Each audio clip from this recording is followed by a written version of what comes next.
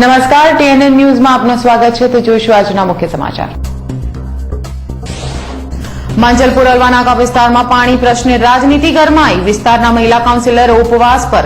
કોંગ્રેસે મોરચા સાથે આપ્યું આવેદન. રાજકીય લાભ ખારવા સસ્તી પ્રસિદ્ધિ માટેનો પ્રયાસ હોવાનો સ્થાયી અધ્યક્ષનો વળતો પ્રહાર. માંજલપુર અલવાનાકા ખાતે પીવાના પાણીના મુદ્દે સ્થાનિક મહિલા કાઉન્સિલર મેયર ઓફિસ બહાર પ્રતિક ઉપવાસ પર ઉતરતા રાજકારણમાં ગરમાવો આવી ગયો હતો.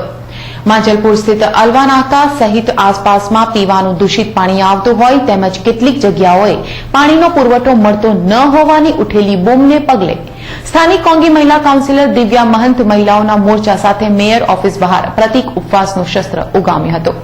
જ્યારે વિપક્ષ નેતા અને સ્થાનિક કાઉન્સિલર ચિન્નમ ગાંધીએ મ્યુનિસિપલ કમિશનરે બજેટ ફાળવ્યું હોય, આરસીબીમાં કામ મૂક્યું નહીં હોવાનો રાગ આલાપી આગામી 22મી તારીખે પીવાના પાણીના મુદ્દે રેલી યોજી મ્યુનિસિપલ કમિશનરને રજૂઆત કરાશે તેમ જણાવ્યું હતું. કાઉન્સિલરના પ્રતિક ઉપવાસ મુદ્દે સ્થાયી સમિતિ ચેરમેન ડોક્ટર વિજય શાહે વિધાનસભા ચૂંટણીને લક્ષ્યમાં રાખી આ મુદ્દાને ચૂંટણીલક્ષી દર્શાવી આકરા ચાબખા માર્યા હતા.